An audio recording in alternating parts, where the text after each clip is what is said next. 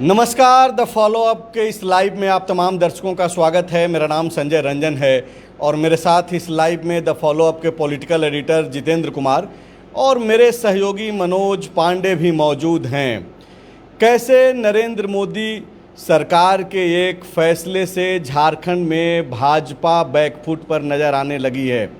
दरअसल कल जिस तरीके से केंद्र की सरकार ने लोकसभा और राज्यसभा से खान एवं खनिज संशोधन विधेयक 2026 को पास कराया है, उसके बाद से ही खनिज बहुल राज्यों में इस बिल को लेकर के चर्चा तेज है।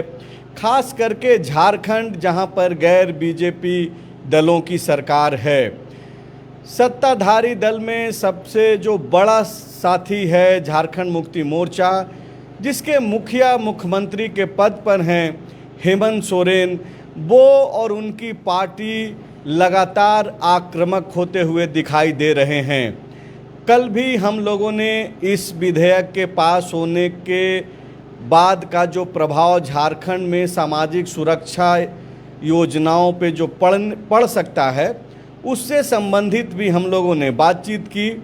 आज हम लोग यह बातचीत करेंगे कि कैसे हेमंत सोरेन जो मुख्यमंत्री हैं, उनके आक्रामक रवैये के बाद अब उनकी पार्टी झारखंड मुक्ति मोर्चा, कांग्रेस उनका जो सहयोगी दल है झारखंड में, और दूसरे दल जो सहयोगी हैं राजद और माले, वो सब केंद्र के इस विधेयक का विरोध किस स्तर पर जा कर के कर रहे हैं, क्या बातचीत कर रहे हैं। 20 अगस्त को झारखंड मुक्ति मोर्चा ने कोर कमेटी की एक बैठक बुलाई है और उसके बाद आगे के आंदोलन का रूपरेखा तय होगा। कल ही हमने आपको बताया कि खान एवं खनिज संशोधन विधेयक 2026 के पारित होते ही झारखंड जैसे प्रदेश जो कि खनिज बहुल राज्य है, वो अपने ही खनिज युक्त ज़मीन पर अब सेस नहीं लगा पाएगा, अलग से कोई कर नहीं लगा पाएगा।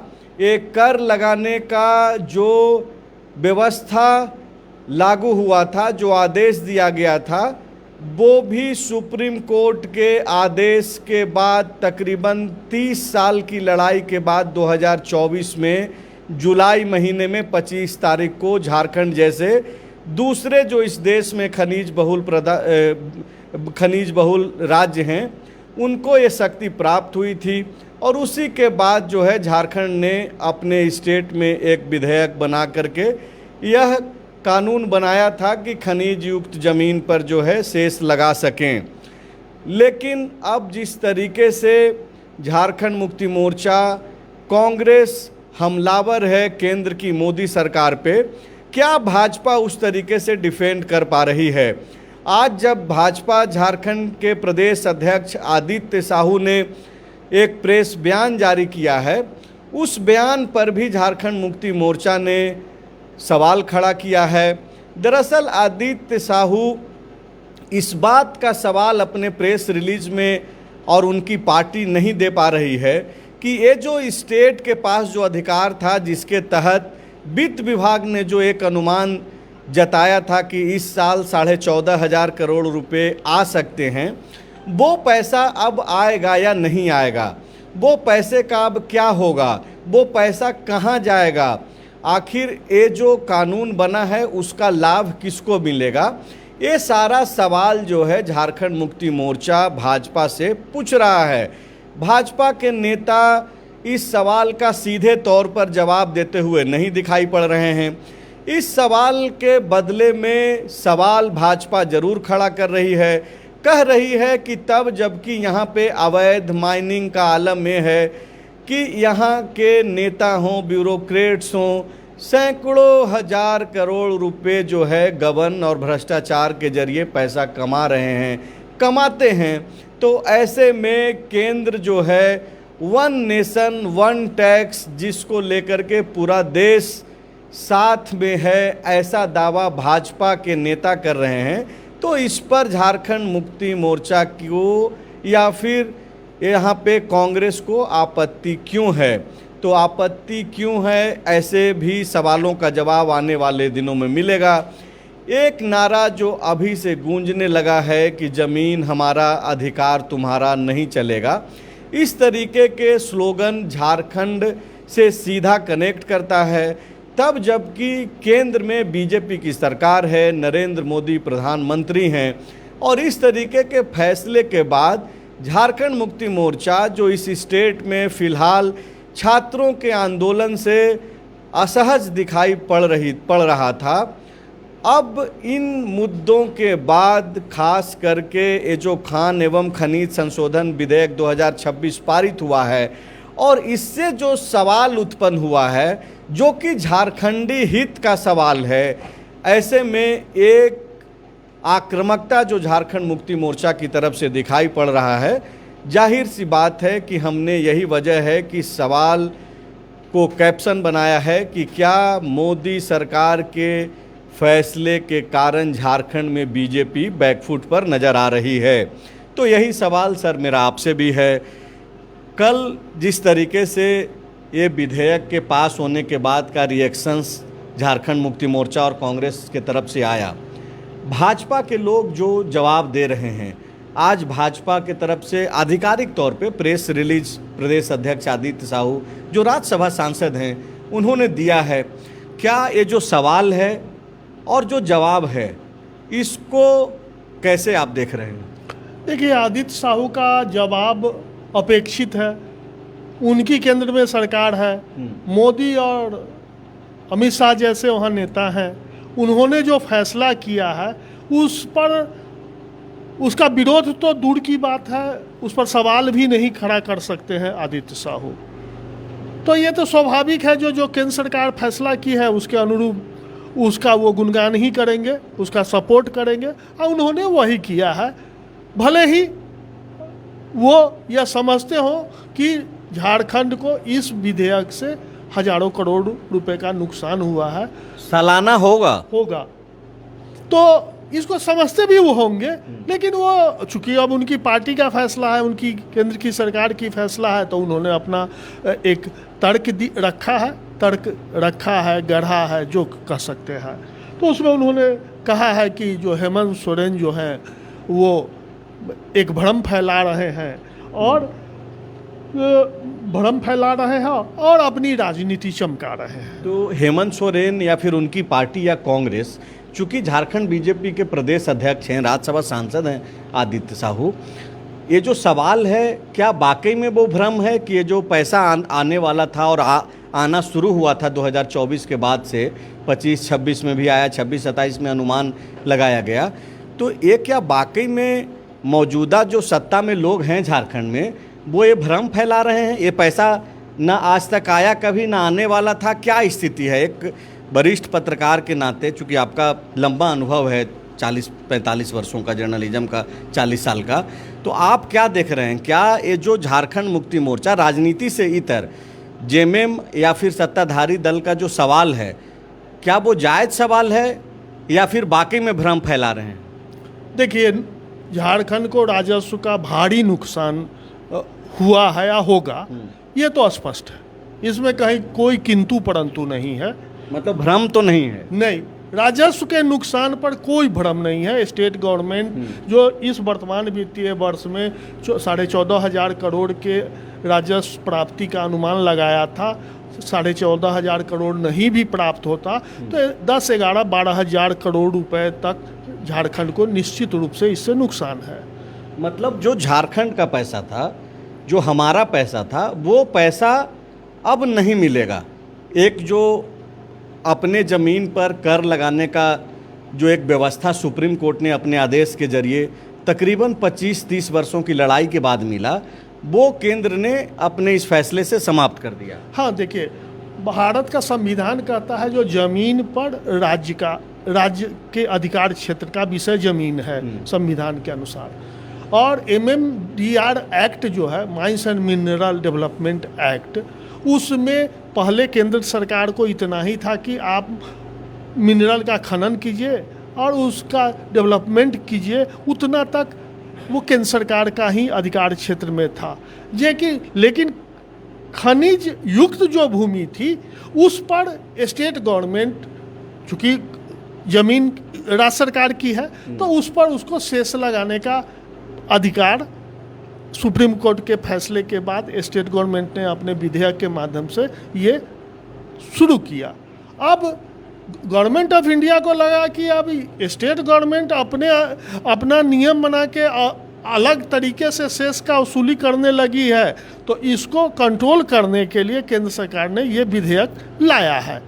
अब इस विधेयक में एक शर्त जरूर है कि केंद्र सरकार जो नियम बनाएगी उसके अनुसार स्टेट गवर्नमेंट भी सेस ले सकेगी, लेकिन वो केंद्र सरकार का जो नियम और शर्त होगा उसकी अनुरूप, न कि मनमाफिक तरीके से आप कोई भी तय करेंगे। तो ये हुआ सर कि आपका मकान है लेकिन आप किराया नहीं ले सकेंगे, संजय रंजन किराया लेगा और हम तय करेंगे कि आपका मकान पे कितना किराया हो सकता है, तब जबकि आपके मकान पे आपको किराया लेने का अधिकार सुप्रीम कोर्ट ने दिया था 24 में। देखिए, ये बहुत लंबा बहस का विषय है।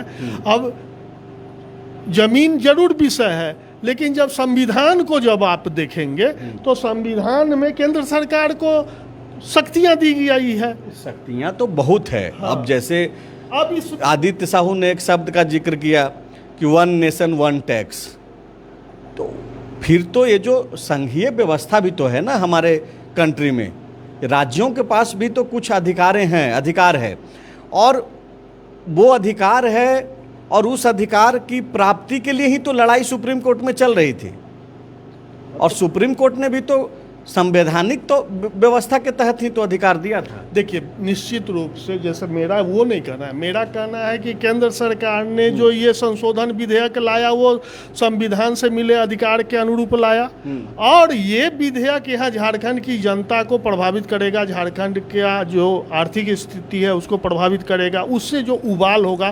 तो प्रजातंत्र में क्या है, प्रजातंत्र में जनता सर्वोपरि है। तो केंद्र के इस फैसले के विरुद्ध जो झामुमो आंदोलन का आह्वान कर रहा है, उससे जो जनता का जो अंतिम फैसला आएगा वो स्पष्ट कर देगा जो भाजपा सही है या जेएमएम सही है, मेरा ये कहना है। तो उसके लिए तो 3 साल इंतजार करना पड़ेगा। अभी 29 में चुनाव होगा। पांडे जी, जितेंद्र सर बोल रहे हैं कि कोई भी फैसले को सही या गलत तब ठहराया जाएगा जब चुनाव का परिणाम आएगा।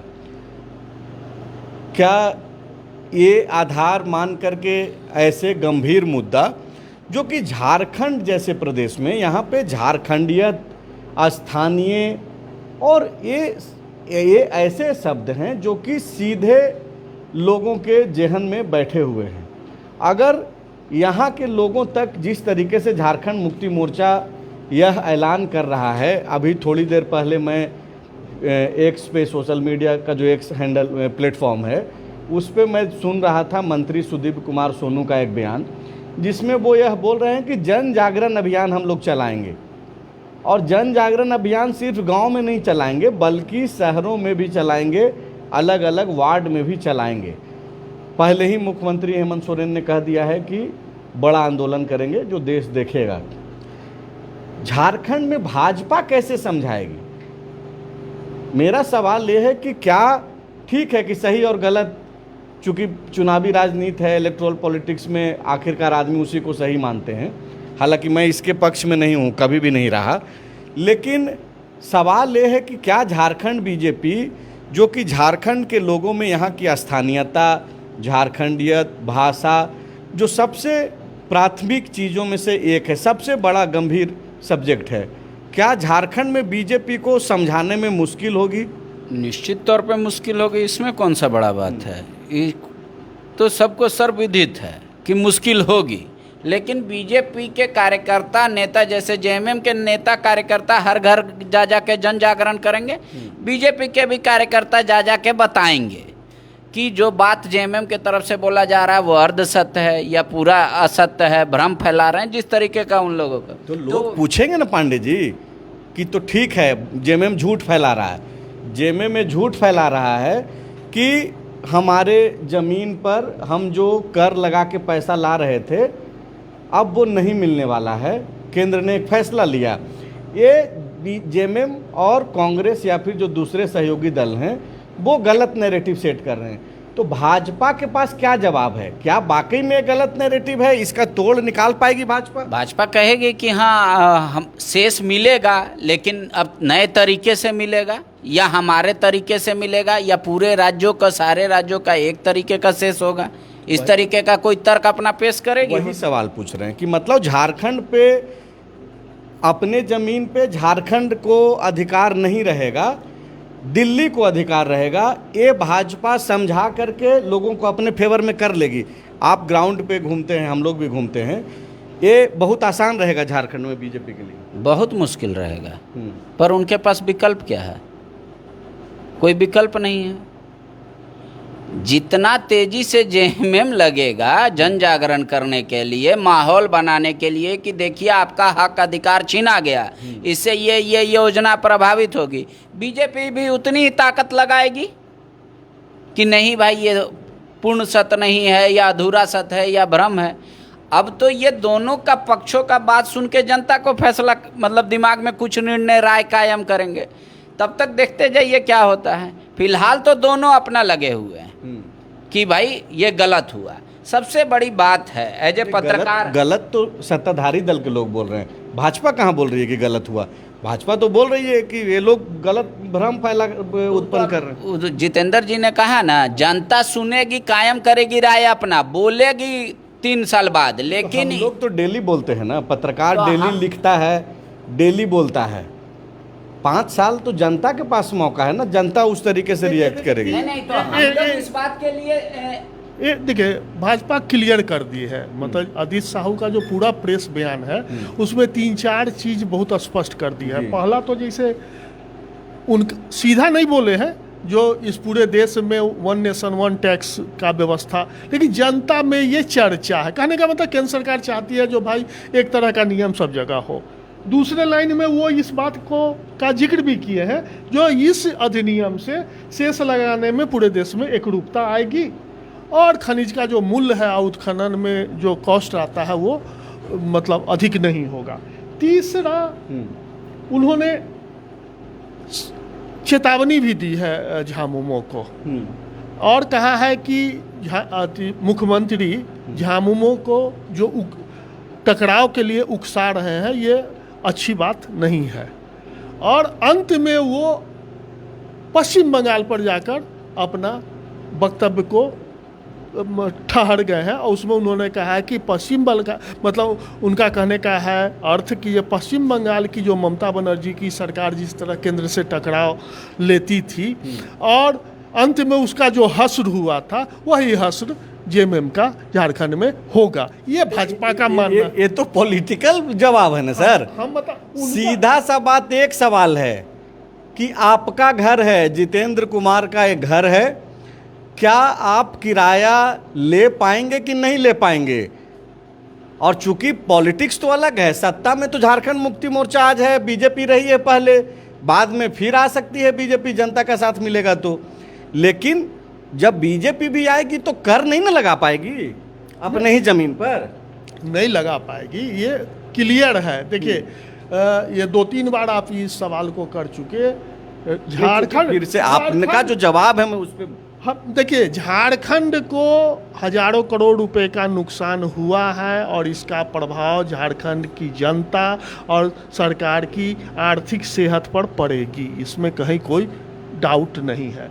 अब जो शेष लगाने के अधिकार, देखिए अब जब लीगली और टेक्निकली चलेंगे आप तो शेष लगाने का अधिकार राज्य सरकार को था, सुप्रीम कोर्ट ने दिया, राज्य सरकार ने उस अधिकार, सुप्रीम कोर्ट के आदेश के बाद अपने अधिकार के अनुरूप शेष लगाया, कहीं गलत नहीं है।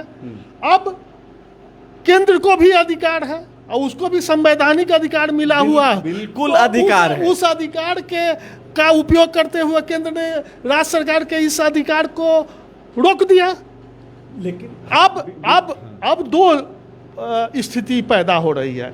या तो अब इस विधेयक को लेके सुप्रीम कोर्ट को जाए और सुप्रीम कोर्ट का संवैधानिक पीठ कहे जो ये विधेयक जो है सो गलत है, और दूसरा जो हम पहले बोले जो भाजपा और झामुमो जो जनता को समझाएगी और अंत में जो जनता जवाब देगी वो अंतिम सत्य होगा। ये आपने लीगली पॉइंट रखा जिस पे हम लोगों ने कल चर्चा कर लिया था।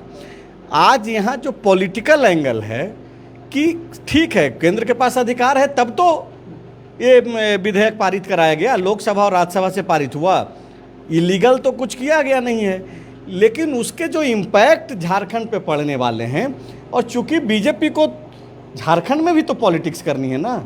आदित्य साहू जो बयान दे रहे हैं या बाबूलाल मरांडी जो बयान दे रहे हैं, पांडे जी आप कुछ बोल भी रहे थे, एक सवाल जोड़ भी देते हैं उसमें कि चूंकि ये तो कोई कह नहीं रहा है कि केंद्र ने अवैध काम किया, केंद्र के पास अधिकार था, उसने अपना एक डिसीजन लिया।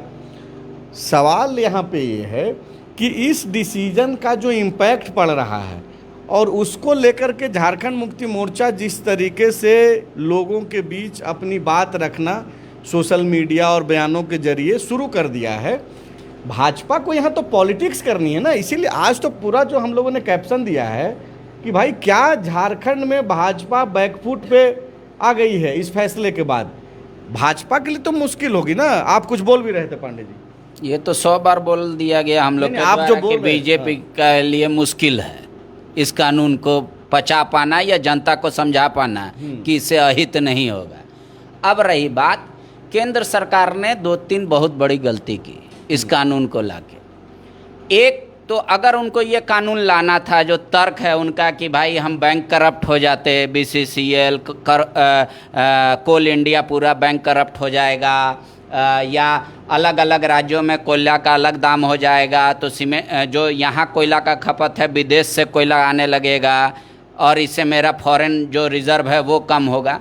इसके लिए जितने भी स्टेक होल्डर थे, पूरा देश तो है नहीं, जो प्रमुख राज्य हैं उनसे आके पहले वार्ता करनी चाहिए था, उनको कॉन्फिडेंस में लेना चाहिए था, हेमंत जी को बताना चाहिए था, उड़ीसा के सीएम को बताना चाहिए था, हर जगह के सीएम को बताना चाहिए था।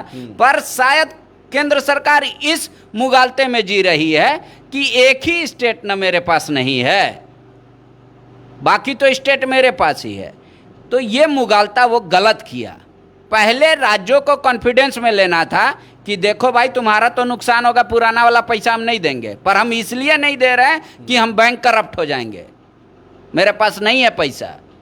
और दूसरा ये मतलब आप सोच करके बोल रहे हैं या फिर केंद्र का कुछ ऐसा बयान आया है कि बैंक करप्ट, या फिर ये बयान में सुन नहीं? कल तर्क दिया गया इस बिल, हाँ, बिल को लाने के पहले तर्क दिया गया कि क्यों ये बिल जरूरी है। ठीक है, अब रहा बात कि वो बताएंगे कि आप मान लीजिए 13,000 13,500 करोड़ जोड़ रहे हैं तो उसमें इतना घाटा नहीं होगा, इतना होगा। कॉन्फिडेंस में लेना था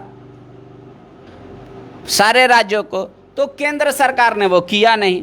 दूसरी बात, हल्ला हंगामा के चलते उस दिन बिल पे चर्चा नहीं हुआ, आनन फानन में पास हो गया। अब इसका परिणाम क्या हुआ कि अब वो राष्ट्रपति के हाथ में है। अब राष्ट्रपति के साइन होते हुए बिल कानून बन जाएगा, फिर उसके बाद आंदोलन शुरू हो जाएगा। हालांकि राज्य के मुख्यमंत्री हेमंत सोरेन ने उसको लेकर आपत्ति दर्ज कर दी है अपनी कि राष्ट्रपति जी आप सोच लीजिएगा, इससे हम लोग का हित बहुत ज़्यादा हो रहा है, तो इसको मतलब साइन वाइन करने से। लेकिन केंद्र सरकार को इतनी क्या ज़रूरत थी रे भाई आनन फानन में बिल लाने का? अभी कौन सा, अगर सुप्रीम कोर्ट का भी आदेश का पालन करे तो अभी पैसा देने के लिए राज्यों को बाध नहीं थी केंद्र सरकार। पहले आप सब राज्यों से बात कर लेते कि भैया ये ऐसा ऐसा कानून आ रहे हैं, उनको पक्ष में कर लेते तो ले आते बिल, तब आपका तर्क माना जाता। सर कुछ बोल रहे? नहीं, हम ये बोल रहे हैं जो केंद्र की भाजपा सरकार और मोदी सरकार और अमित शाह की सरकार जो है सो अपने ही राज्यों के मुख्यमंत्री का पक्ष लेगी या विचार जानेगी। ये सीन है अभी केंद्र में जो भाजपा की सरकार है उसकी। तो देखिए, भरम में तो उन्होंने नहीं लिया, लेकिन जिस देश का 40% खनिज जिस राज्य में, वहां तो भाजपा का सीएम नहीं है ना। ठीक है, आप अपने सीएम से नहीं पूछते कि हम जो बोल दिए दिन को रात तो रातें बोलो तुम। हेमंत सोरेन से ले लेते आप कि भैया तुम्हारा 40% खनिज है, 1350 करोड़ रुपया का तुम्हारा है, 13,000 करोड़ का ये है, आओ हमसे बात कर लो। इसमें क्या चला जाता? असंघीय ढांचा में आपने कहा कि नहीं हम उस लैंड को हटा रहे हैं पूर्व कानून से जो लैंड के अंदर खनिज है, तो भाई आपके पास पावर है, लेकिन लैंड का बाकी हिस्सा कह रहे कि घर का ई कमरा तो हमको अधिकार है लेने का, पूरा घर तो नहीं ले रहे। तो कल तो आप इसको कांग्रेस कह रहे हैं ना कि संघीय ढांचा पे आपका हमला है, कल आप कहिएगा कि नहीं स्टेट में पुलिस लॉ एंड ऑर्डर भी स्टेट का काम नहीं है। ये तो वही बात है पांडे जी कि जैसे वन नेशन वन टैक्स या फिर वन कंट्री वन इलेक्शन का जो बात हो रहा है, तब तो फिर वन कंट्री वन गवर्नमेंट की ओर बढ़ रही है सरकार, केंद्र की मोदी सरकार। देखिए, केंद्र की मोदी सरकार का जो एक होता है कि जो बोलना, एक दिखना, एक समझना, तो यह समझी हुई बात है जो केंद्र की मोदी सरकार जो है डेमोक्रेटिक डिक्टेटरशिप को फॉलो कर रही है। वो प्रजातांत्रिक तानाशाह वाली स्थिति है। अब जो उसमें आप बोल रहे हैं जो भाजपा के मुख्यमंत्रियों से राय लेना, भाजपा के मुख्यमंत्रियों से क्यों राय लेगी और हेमंत सोरेन से भी क्यों राय केंद्र की सरकार लेगी? वो जानती है कि हेमंत सोरेन की सरकार इसका विरोध करेगी, इसलिए तो आखिरकार जैसे पांडे जी बोल रहे हैं, मैं उस पहलू पे नहीं रिसर्च कर पाया कि आखिरकार फिलहाल क्यों जरूरत पड़ गई। ये जो सवाल है इसका क्या जवाब है? अगर आप अध्ययन कर पा रहे हो, ये अचानक से जो चीज़ें आई, अगर ये पैसा आ रहा है, बीजेपी के तरफ के लोगों का ये आरोप है, जो कि मैंने इंट्रो में कहा भी, कि भाजपा के लोग झारखंड मुक्ति मोर्चा और राज्य सरकार के सवालों का सीधा जवाब नहीं दे रहे हैं। उनके तरफ से क्या बोला जा रहा है कि भाई पहले जो डीएमएफटी का पैसा आ रहा है, अवैध जो माइनिंग हो रही है यहाँ पे, वो तो अपने आप में घोटाला है। खर्चा नहीं कर पा रहे हैं। 24 से पहले भी झारखंड चलता था कि नहीं? झारखंड के लोग खुशहाल थे कि नहीं? 24 के पहले मैया सम्मान थोड़े था, मैया सम्मान तो तर्क है, लेकिन ये सब तर्क टिकेगा नहीं, आप समझिए। नहीं, और सवाल ये है पांडे जी कि जब भाजपा के लोग ये बोल रहे हैं कि यहाँ पे जो केंद्र से पैसा आ रहा है उसका तो भ्रष्टाचार हो जाता है, ठीक है कि भाजपा के आरोपों को सही मान लिया जाए, तब तो फिर वो भी पैसा केंद्र को नहीं देना चाहिए स्टेट को, कि भाई वहाँ पैसा जा रहा है और सारा जो है पैसा इधर उधर हो जा रहा है, आम लोगों को नहीं मिल रहा है। फिर अगर बीजेपी के नेताओं का जो है लॉजिक है वो सिर्फ खनिज युक्त जमीन पर लगने वाला शेष पर ही क्यों है लॉजिक चलेगा? लॉजिक नहीं, थेथरलॉजी है। हाँ। इसको समझा पाना आदित्य साहू और बाबूलाल मरांडी के लिए नाकों तले चना चबाना होगा। हाँ। इतना आसान है प्रेस विज्ञप्ति में कह देना, एक तरफा कन्वर्सेशन कर लेना। ये कन्वर्सेशन नहीं है, ये डिक्टेशन है। तो आप जनता को समझा दीजिए।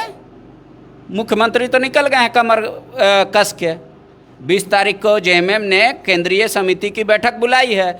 आज उन्होंने क्या आदेश दिया था? विनोद पांडे ने तमाम जिला कमेटियों को ये कहा था कि 14 अगस्त को जिला समिति विस्तृत बैठक कर ले।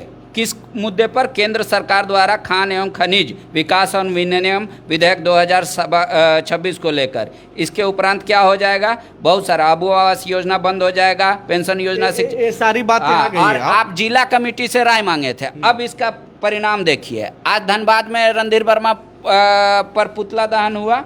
उसके अलावा ट्रांसपोर्टेशन आज ही से कहाँ कहाँ बंद हो गया। चतरा में, हजारीबाग में, रामगढ़ और गोड्डा, इतना जगह ट्रांसपोर्टेशन अभी आज बंद हो गया। मतलब यहाँ पे खनिज उठ के दूसरे जगह नहीं जा रहा है। तो कल अगर ये आंदोलन बहुत बड़ा होगा तो इसका खामियाजा तो जाएगा ना। मान लीजिए कि law and order state government का हेडेक है, लेकिन यहाँ से जो बिजली बनने की कंपनी में कोयला जा रहा है, उसका जब स्टॉक घटेगा तो वो कोयला कहाँ से मैनेज होगा?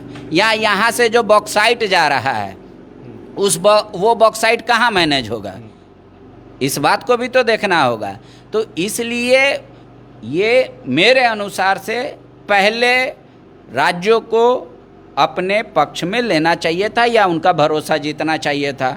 अब जैसे इसमें बहुत सारा, अब कांग्रेस भी कर रही है कि हम ये संघीय ढांचा पे हमला है और हम पूरे देश भर में इस आंदोलन को ले जाएंगे और हम इसका नेतृत्व करेंगे।